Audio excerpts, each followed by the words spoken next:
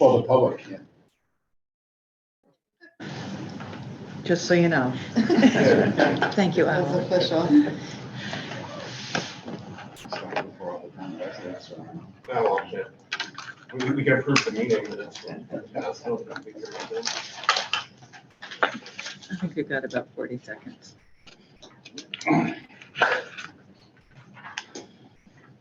Do we have Most anyone, punctual board in town. do we have anyone watching us online? All right.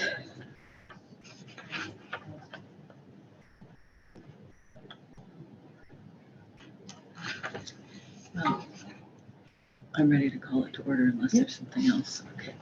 Good morning and welcome to the July 26th regular meeting of the Town of Bethlehem Industrial Development Agency. Our first order of business is roll call and confirmation that we have a quorum. So I'll introduce myself, ask each of our members going around to state their name, and then I will ask our guests to introduce themselves as well. I'm the chair, Victoria Storrs. Richard Cotlow, board member. David Cadera, board member. Ted DeBarbieri, member. Georgette Stephens, board member. Victor Franco, board member. For our staff this morning, we have Kate Hedgeman, our executive director and counsel. We have Al Michaels, our CFO, and we also have John Taylor, the senior economic developer. Good morning, I'm Deborah Landa, representing the applicant for this morning, West Shore Development LLC. I'm Alex Barboats, member of West Shore Development. I'm Michael Coghill. I'm a managing partner at West Shore Development as well. Okay. Thank you all, and we have all 6 seated board members present this morning, constituting a quorum. So I call this meeting to order at 8:01 a.m. Give another. And we are pleased to welcome a guest, Chris Welch, a resident of Bethlehem, who has been paying a lot of attention to us.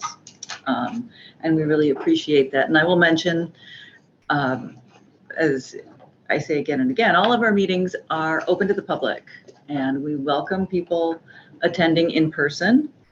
And we certainly welcome people attending our live stream and reviewing the videos afterwards, so you can all be familiar with what the IDA does and who we are. Our second order of business is the approval of the minutes from the May 24th board meeting.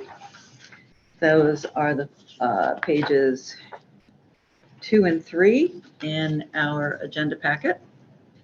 Are there any questions or comments about the May 23rd minutes? Yeah, I have one.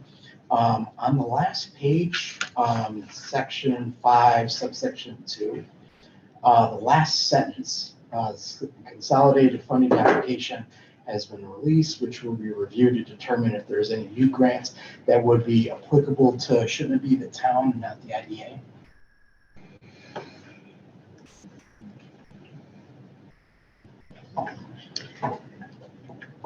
Right, we wouldn't be applying for any, Right. the town would, right? Equalize. You read the last page. I've read every single word. Yeah. I definitely Not just they're not in session. Little time on my hands. Yeah, well, thank you, Victor. I don't have any objection to making that change. I mean, John, this was part of what you shared with us. Right. Yeah, I think changing that to the town would be. Okay. Any other questions or comments? Well, then I would accept a motion to approve the May minutes with the adjustment that Victor proposed under 5.2 in that last sentence. All in favor? Any abstaining or opposed? All right, thank you. The approval of the minutes passes. Our next item of business is the approval of it's actually the May 2023 and the June 2023 financials, since we did not have a meeting in June to approve May. So I'll turn it over to Al. Okay, We have the May and the June 2023 financial statements. In May, we had total checking savings of $1,394,564.97.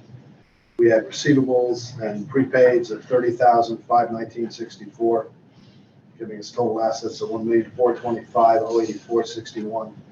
Liabilities, we had $21,781.65 in accrued expenses, giving us a net equity of $1,403,302.96.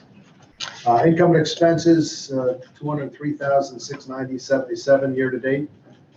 Expenses, $57,318.86, giving us ordinary income of $146,371.91.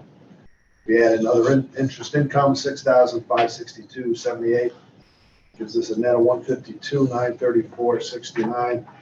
When we compare actual to budget, we're a little bit behind budget on fee income. That'll change in the next couple months. And our PSEG is running a little bit above budget. On the expense side, our contractual expenses are below budget, and of course, we haven't done anything yet on the business and economic development line, so we're under budget on that. And that's pretty much the highlights of the May. I don't know if you want them approved separately or together. Just one question on the May one. if Yes, you don't mind. So I probably know the answer to this, but I just wanted to make sure. Okay. So under assets 200.07, the cash citizen CD. Yep. That was the line that we approved at the prior board. Right, and we moved 200,000 into the CD, and we'll recognize the interest income on that when the CD matures. And likely, depending upon the rates, we'll probably roll it over, but if there's a better rate somewhere else, we'll shop it around. Okay. That was it. Thank you. Yep.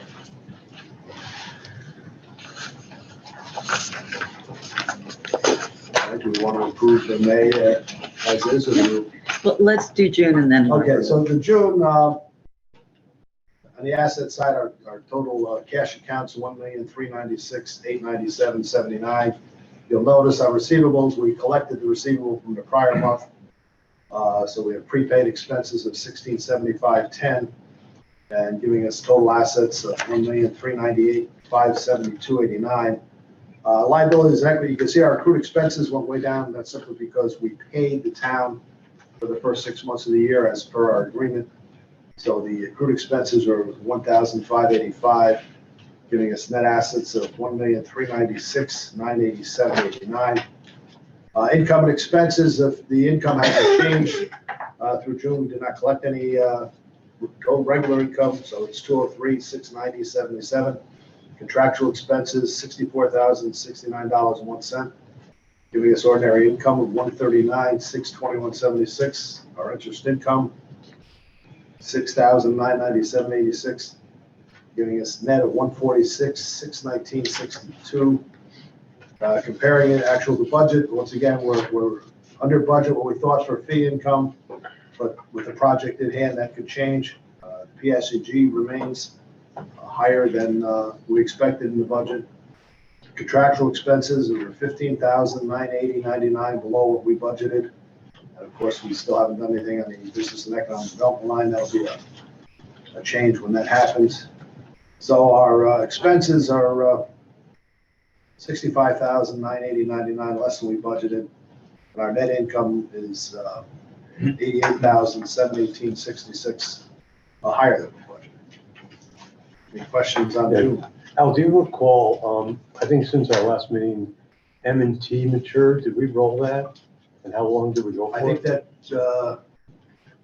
matures almost any day now, if I'm not mistaken. Okay, can you just when we did, just you and I just touch base. Yeah.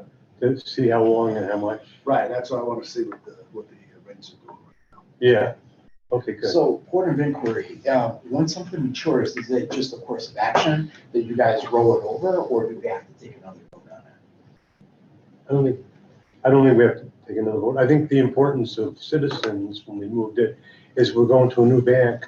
Right. And it's, we wanted to stay under FDIC. On M&T, we're fully collateralized.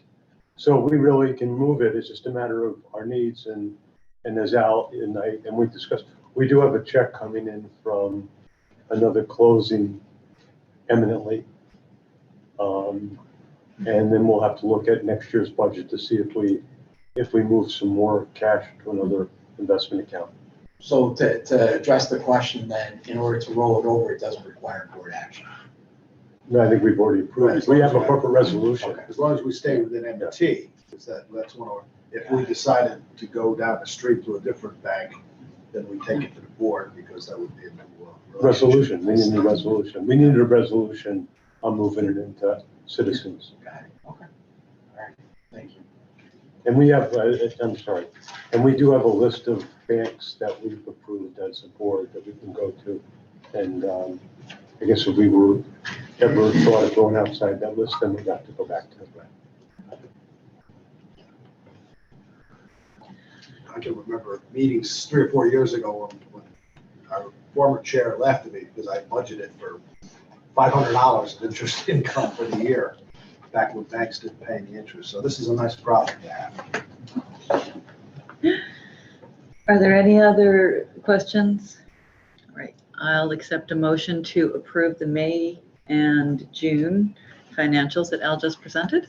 So Any, Sorry. moved, second, all in favor? Aye. Any abstentions or nays? Right, thank you. The May and June 2023 financials are accepted and approved. Our next order of business is the initial review of the application for tax exemptions from West Yard Development. Their team is present, and I'm just going to ask you to hold for one moment. John, is there anything in economic development at the town or regional level that you want to update us on? Yeah, I'll give a quick update. So just a couple of, I guess, projects before the planning board, a couple of industrial projects right now, one of them being the West Yard project, which we'll hear about in a minute. The Hamilton Lane project, still moving through the planning process. I think I mentioned last time, I think this was on at that point, but Diversified Auto is before the planning board now. They're proposing a 95,000 square foot vehicle processing center, also down in the Selkirk Rail Yard Creeville Road area. So that's before the planning board now. And I say all this to say, you know, for both of those additional projects, Hamilton and Diversified, you know, I do expect an IDA application at some point. So kind of waiting for those. And then a fourth project that we are anticipating being before the planning board and also would expect an IDA application for down the road is a second phase development at 196 Maple Avenue, which is the old Security Supply building. They've been going through the process of fitting out the existing building there, just building permit to bring in a first tenant, but they're looking to develop about 20,000 square feet of space in kind of behind that for a second phase development. So those are a couple projects, you know, before the planning board and expected, you know, imminently. Just a quick update on prospects. Recently engaged with a few prospective companies, both with our regional partners and directly.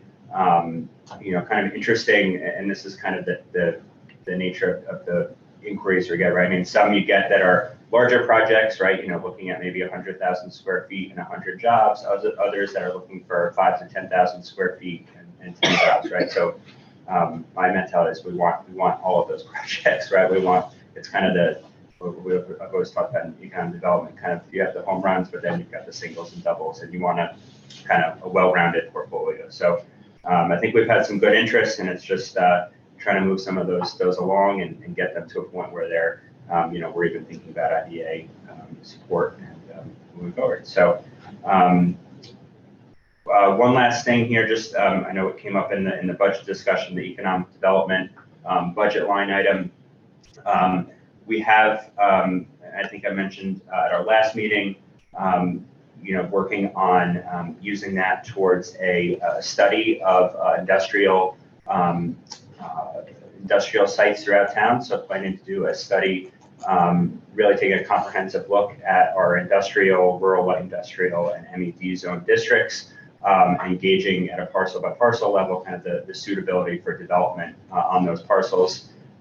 We have a draft RFP that we've put together to look for a consultant. I'll be reviewing that in the coming weeks with Kate and Victoria, and hopefully we'll have something for you at our next meeting to review, and we'll get going on that. So I think those are the big things I wanted to touch on. Can we have an update on the port and Burt Crane too? That's economic development. Do you have an update on those? The only thing I guess I can say, and I think if you were watching the newspapers, we had some good news in that the judge dismissed the lawsuit against one of them, against the town, and the first major one against the town and the port and the parties involved with that. And I'm guessing it's the same issues that the second and third suits will also be dismissed, but we have to wait on that one. Those are the suits where we were named individually. Yeah. And then just from a project perspective at the port, they continue to move forward with site work. I mean, my understanding is that the funding is in place to get through that phase of the project, and the port continues to work on additional sources of funding to plug the gaps that we're all aware of. So. Burt Crane?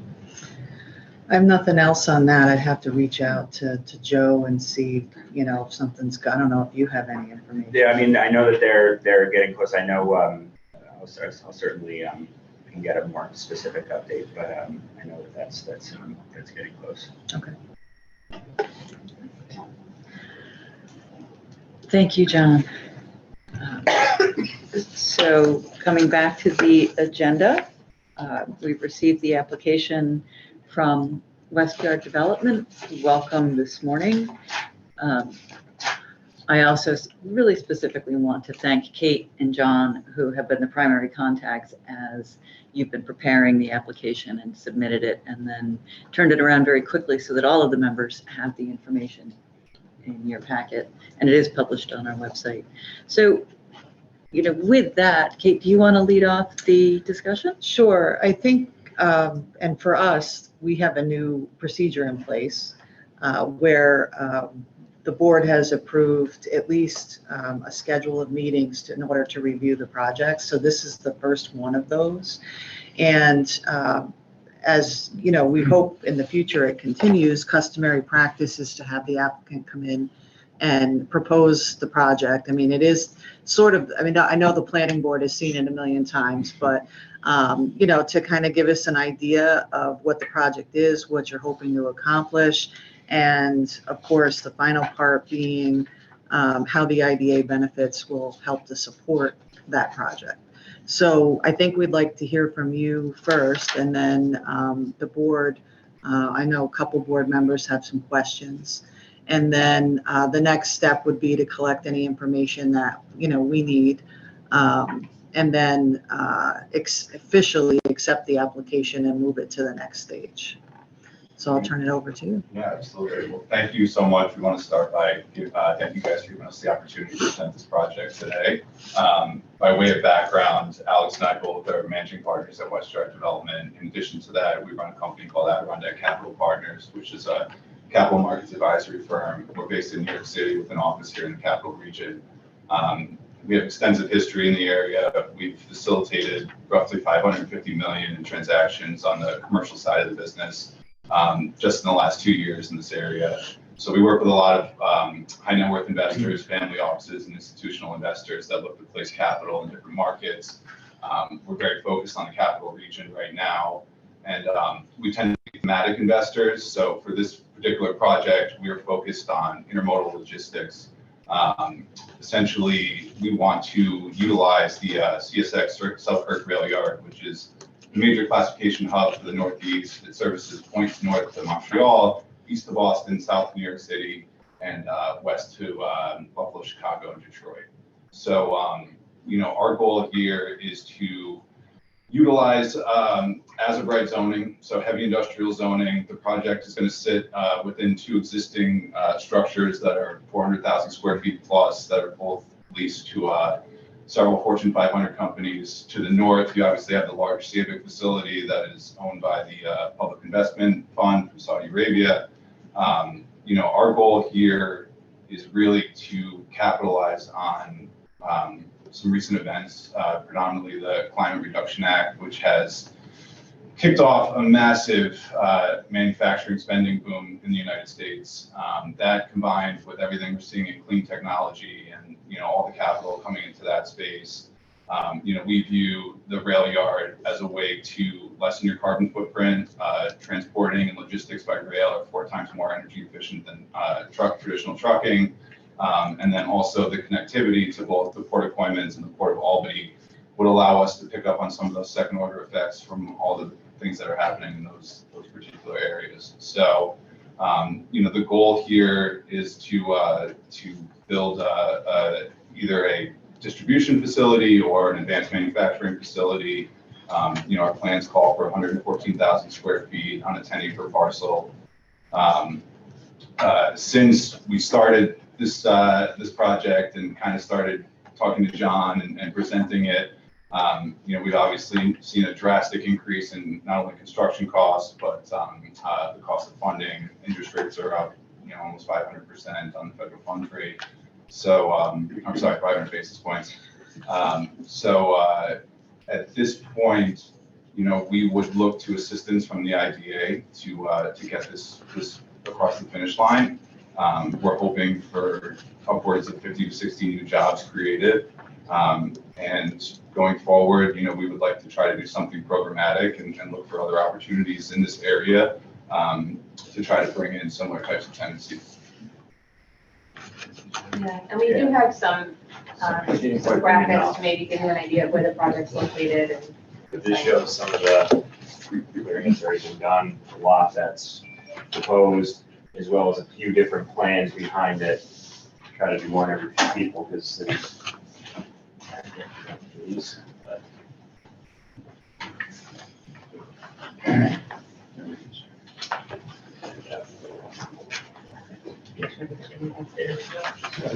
Oh, okay.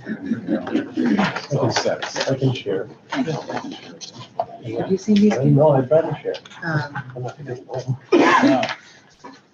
Okay, so we'll share.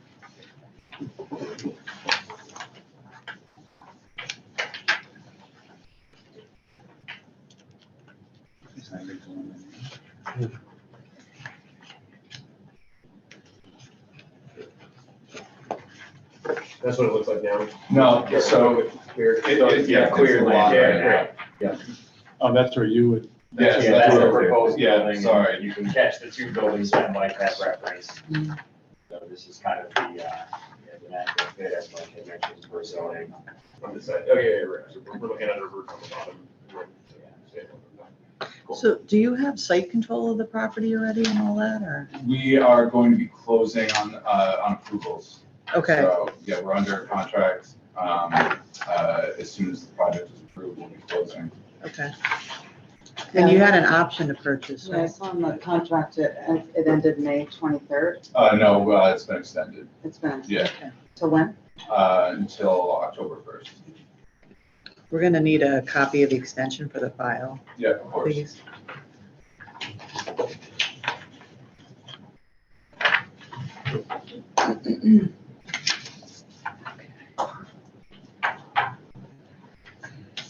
And so you said you currently don't have a tenant, but you, No, currently we are talking with several tenants. The way that the market has been working recently is, without approvals, it's very hard to even have hypothetical conversations. So at this point, we would really expect things to kick into high gear as soon as the project is approved. Based on our experience, we have not had a lot of luck talking with. We can pitch tenants on the area. We have a lot of interest in this particular area, but in terms of the project, without approvals, it's very hard to negotiate and kind of present the project. But with that being said, we're looking at a sub 5% vacancy rate in Albany County, and, there is robust demand for this type of product. Sure, especially if there's just not a lot of new warehousing or. No, and I mean, we know that several tenants in these buildings are at capacity and looking for additional space. So, for example, Honeywell is in the building to the west, they need additional space. Iron Mountain is also in the building, they need additional space. So there may even be a scenario where it just serves as overfill for some of these other facilities.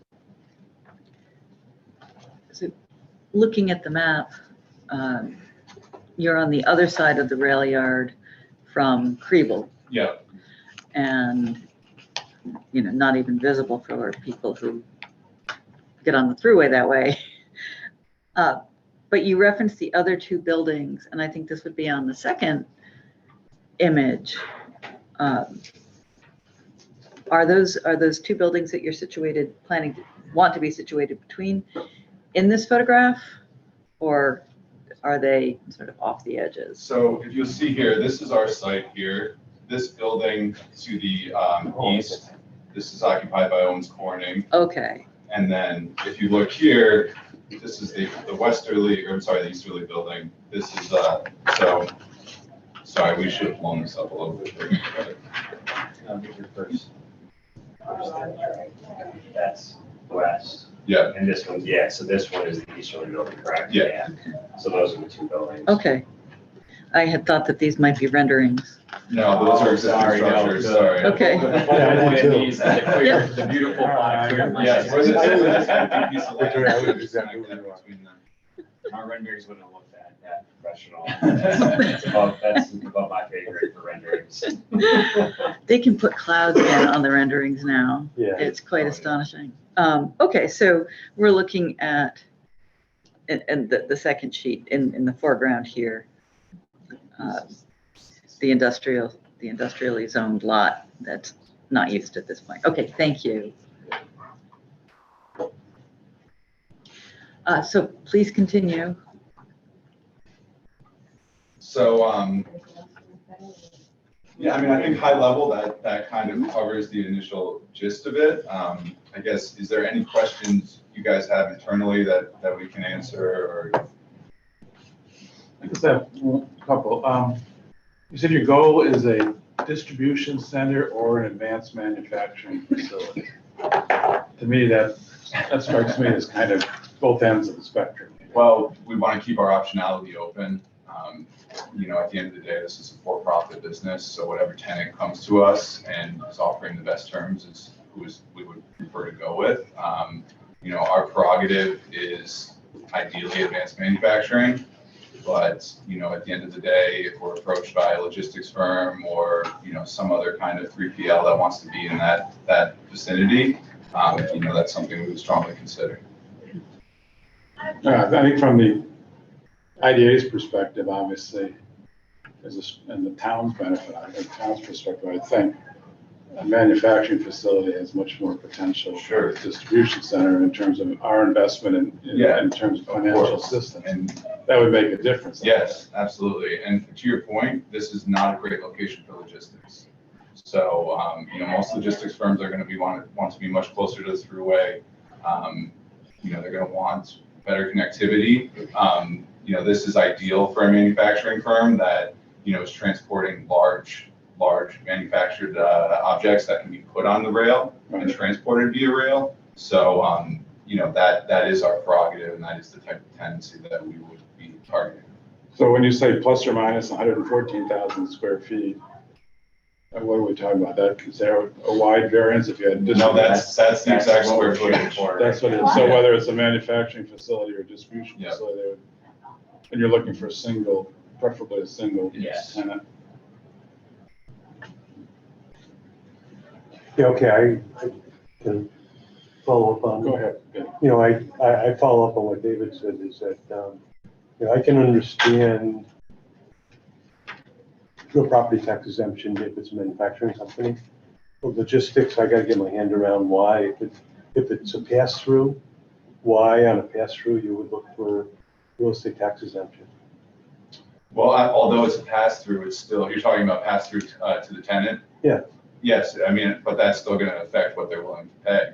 If the taxes are X amount higher, Yeah, if it's a triple net lease, their nets will be estimated, and depending on what that tax is, your base rent is gonna have to accommodate. No, I understand that. Yeah, And I also look at investment for renewal, all right, so that if it's passed through, you become a renewal of the lease becomes an issue.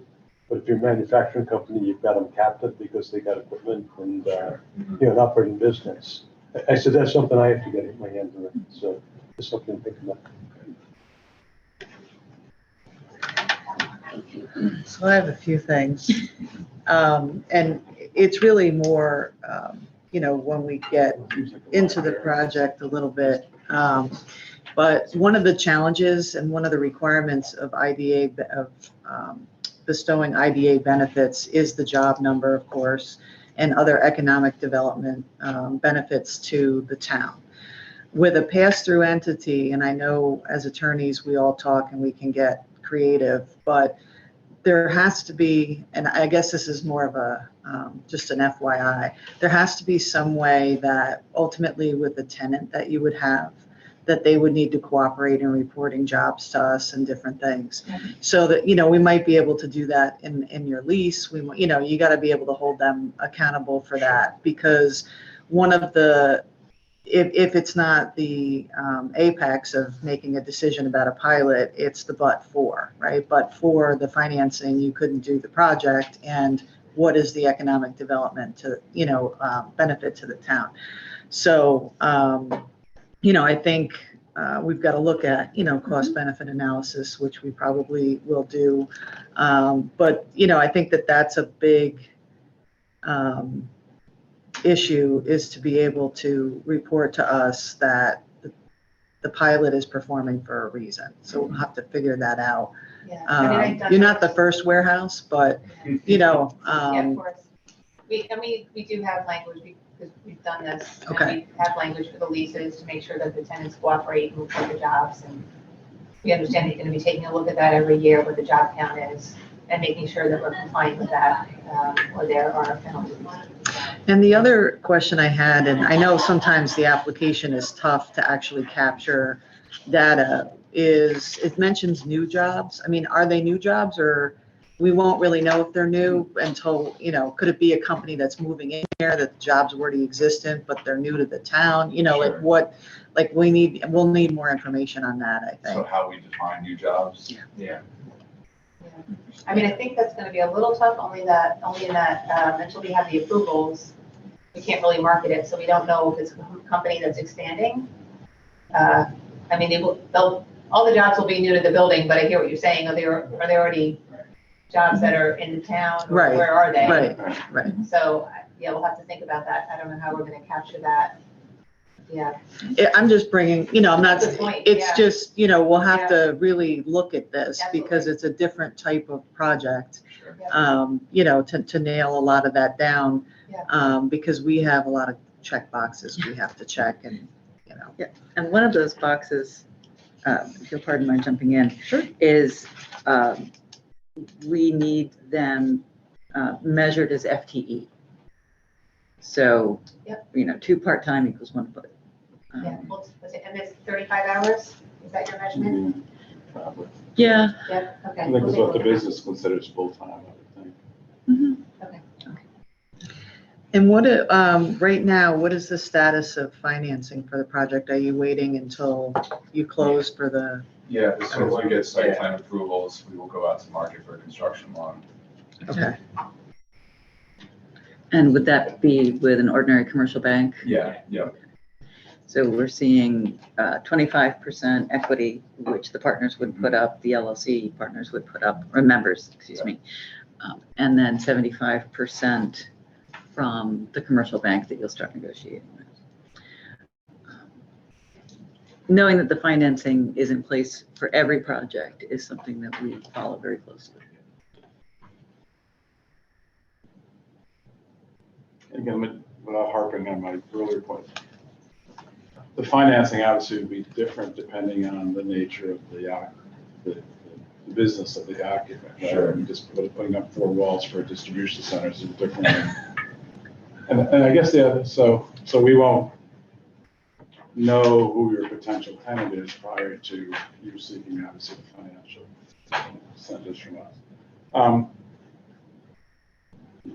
But if you are leaning, and I think, the preferred approach would be some kind of advanced manufacturing facility with new jobs and all that. Can you discuss what you envision that to be the impact on the town? I assume there's, from water to environmental issues, if you have some kind of manufacturing plant versus a distribution plant. Do you have those kinds of discussions with the planning board or with I the? mean, yeah, from a site plan review, it's been pretty preliminary with PBL, who we've been working with as terms of what's in place, kind of working with what is in place and what's acceptable by the water flow, the septic, the electric, even up to, 32-foot clear span based on our water flow, which is dictated by the fire department. So everything we've been working with preliminarily is we're working with what's allowable with what utilities we have in place. So that's really all I know at this point. I mean, I would say if an advanced manufacturer came to us and they were using all kinds of plastics and chemicals and things of that nature, that probably wouldn't work for us. I just from an environmental review perspective and along those lines, that's just, candidly, we would be looking for something that really we're looking for more kind of second order companies that are servicing, whether it's a wind turbine facility or something along those lines. We're looking for something where they're actually manufacturing and building components that are part of a much bigger project. Right. So, just from an environmental perspective, we're looking for clean tech type companies. So, I think that to date hasn't really been much of a concern for us. Okay, thank you.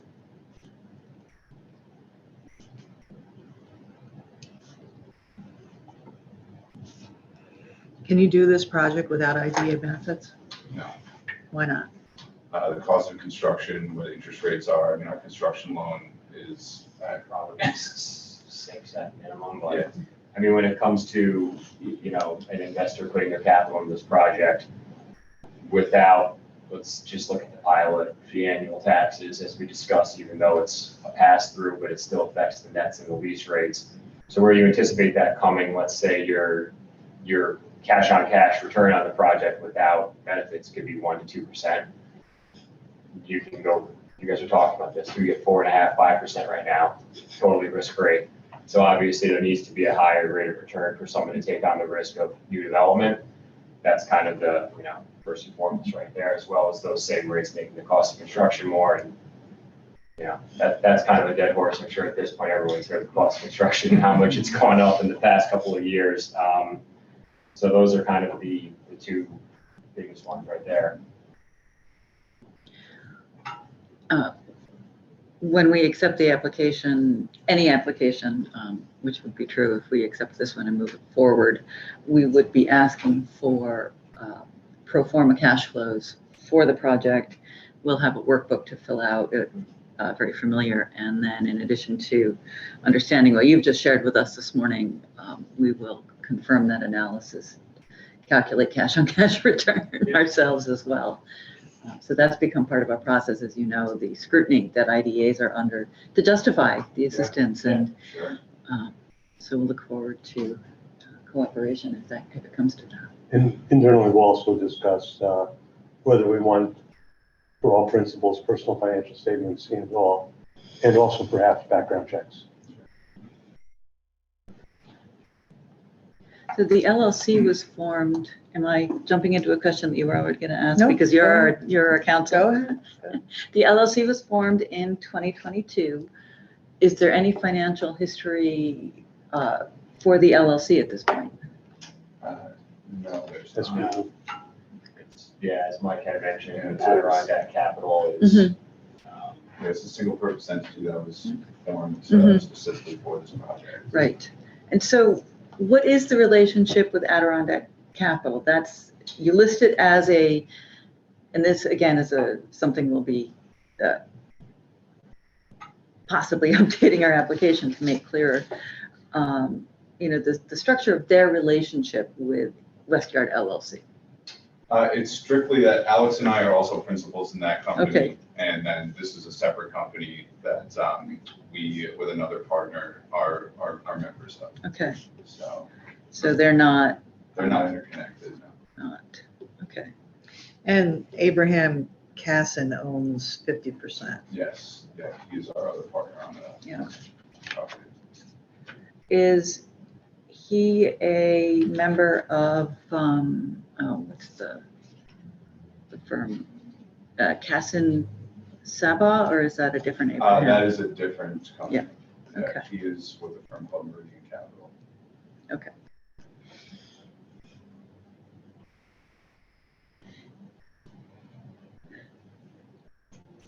And one more quick question. Like to get down to the practical stuff. Can you just walk us through your timeline? You said you're going to close on the property relatively soon.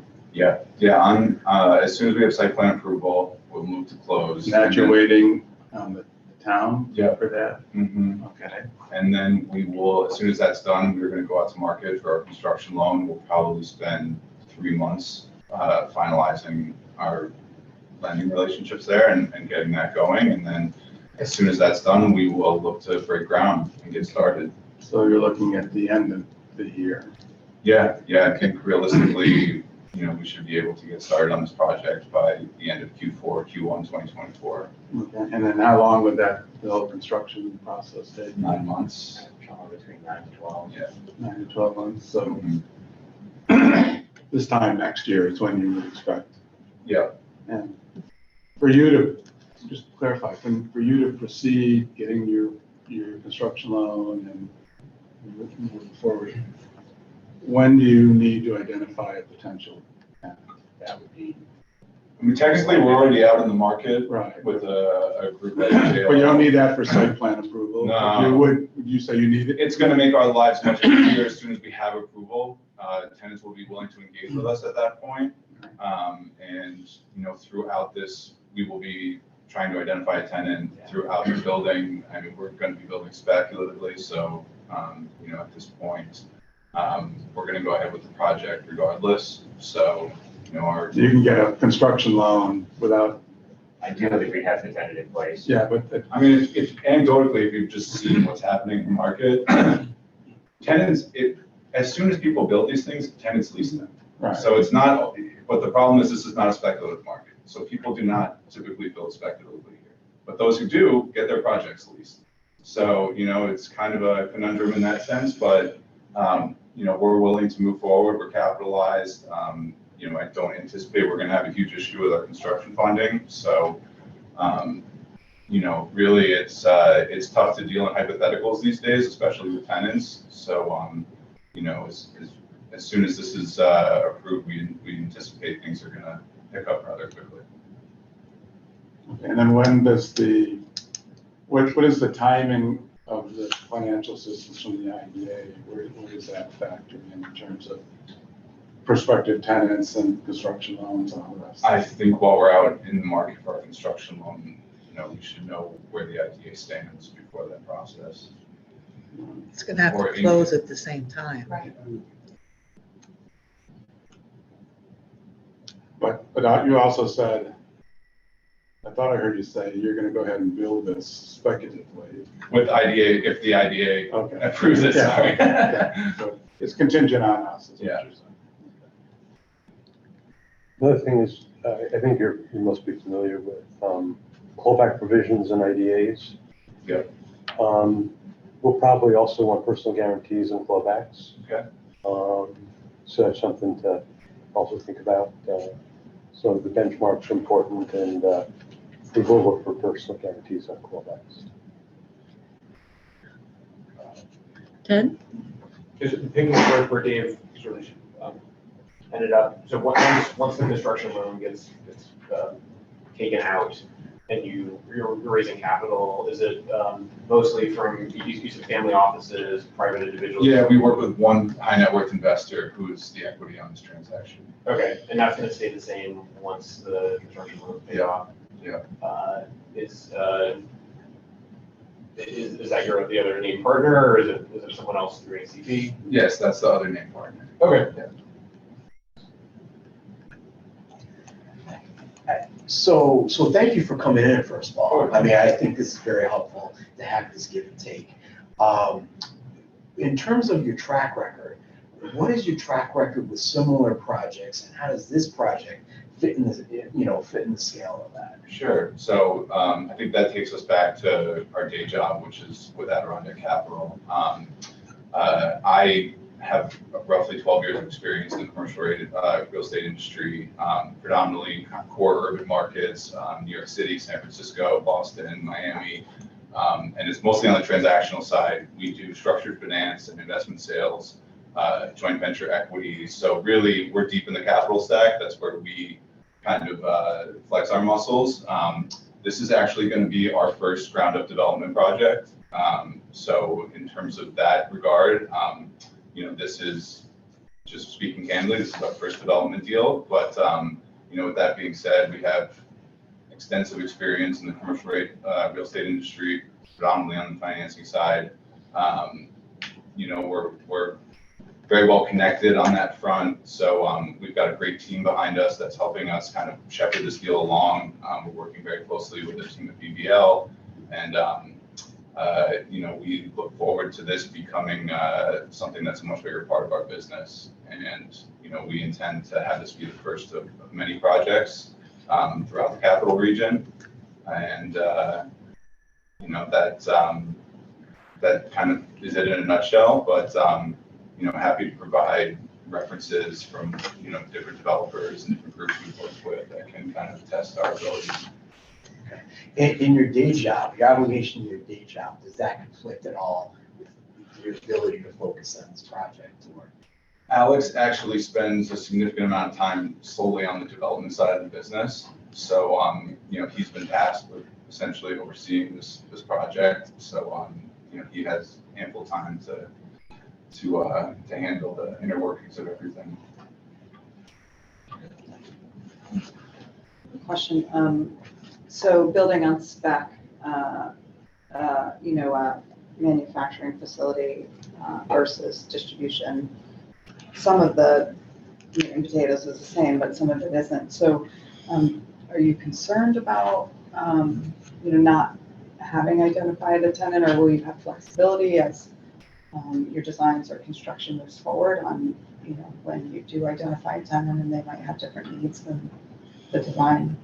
I think a lot of the basic features are what we try to make universally in demand for this type of product right now. As I kind of mentioned, with utilities in place, ceiling heights, if that's the route that it goes, that it is spec, really you're kind of delivering a vanilla box and you're leaving a lot of that fit up stuff till the end until there is a tenant that can be more easily changed kind of, further down the road. But for the most part, you're keeping it as base as possible if you are pursuing the spec route. Just, to point out, this is a enhanced pilot application for a longer term than we normally do, just to keep that in mind. If for some reason the analysis shows that it may not warrant the enhanced, but the regular pilot that was 10 years, I think, that we offered, does that really change any? I mean, obviously it's not as much benefits, but is this an enhanced or nothing application, I guess is my question. I think we have to review what the lesser pilot would be. Okay. I think we've looked at what the enhanced would be. Okay. And we have done a pro forma based on that, and I apologize, I sent that to you this morning, which I know you haven't seen. No worries. Yeah, I saw it come in, You but would have yeah. to take a look at that. I'm sure your third party or whoever would look at that for review it as well. Does the pro forma include an estimated value that you've been using? For a completion value? We have that from the assessor's office. That's the value that we've used. Thank you. Yeah. Thank you.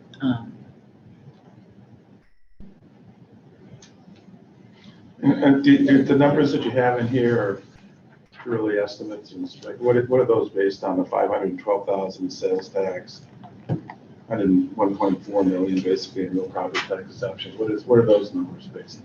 So that's based on the project. Well, sales tax is based on the building construction figures. even though you got all this flexibility in terms of what the ultimate, excuse me, building will cost. Those are based on actual budgets from EBL for Oh, doing kind of the generic vanilla box, 5,000 square foot office build out.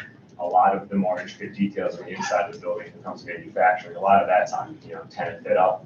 So this is kind of for this base building, that's the actual budget in place. So depending on the ultimate cost of the building and who the tenant is, you could be seeking additional sales tax exemptions or property tax exemptions. I don't know how I much think the our tenant costs may are. actually Yeah. seek those themselves, because, this is a situation where we will most likely build just a vanilla box for them, and they will come in and fit it up however they see fit. Okay. But if it's a manufacturer, their Exactly. equipment would be tax exempt anyhow. Right. Yeah, right. Yeah.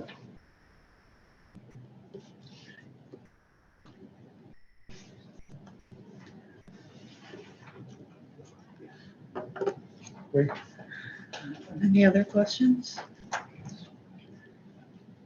So for the purposes of today, and this being the first meeting, the outcome really is just whether you, as a board, want to move the application forward, which would mean to continue with the due diligence and, building out the application a little bit more. And also doing the cost benefit analysis, that will come as well.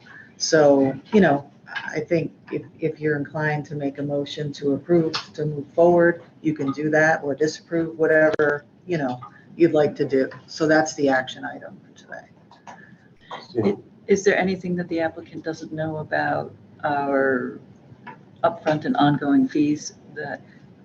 I think I sent them to you. Yeah, Yeah. we had Yeah. sent an initial check. We missed that it had gone up, so I just actually Okay. sent another check the other day. That's okay. I think what Victoria was referring to is, once we advance it, there's additional fees. Okay. That's all.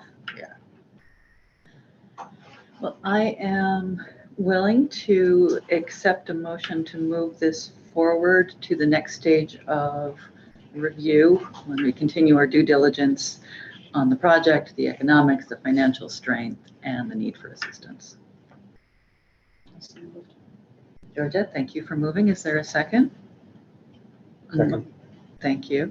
All in favor of moving the application into the next stage? Aye.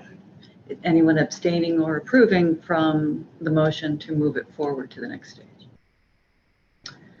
All right, the motion passes. We are accepting the application and moving it forward to the next stage of review. You'll be certainly hearing more from us, but I want to thank you for your time today. This is a good start. Thank you for your time. Appreciate it. Okay, can the analysis move forward without a further, with an embellished project application? And do you have enough information to start? We're gonna fill in the blanks It's from by asking for supplemental information. Yep.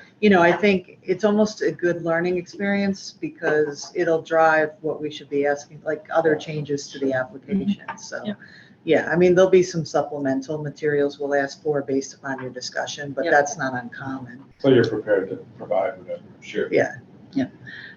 And just to give you a little bit of a preview of the process, John and Kate will continue to be the first contacts. They are great at keeping all of us members.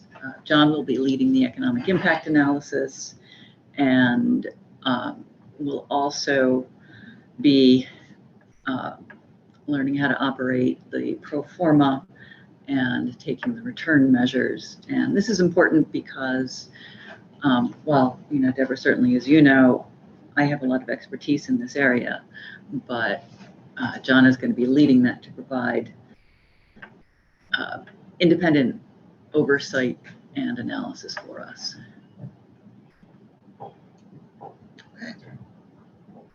Thank you. Thanks very much. Great, thank you.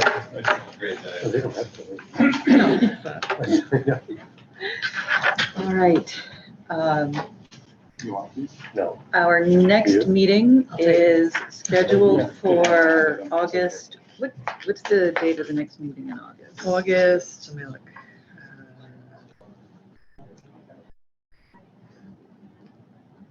The 4th August is the 23rd. 23rd, that's right.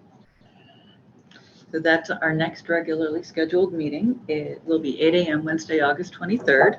Is there any other business before we adjourn? Decided. Hearing none, I will accept a motion to adjourn the July 26th meeting. So moved. Second? All in favor of adjournment? Aye. Any opposed to adjourning? All right. 8:53. At 8:53 a.m., this meeting is adjourned. Thank you all. And let's look forward to the application.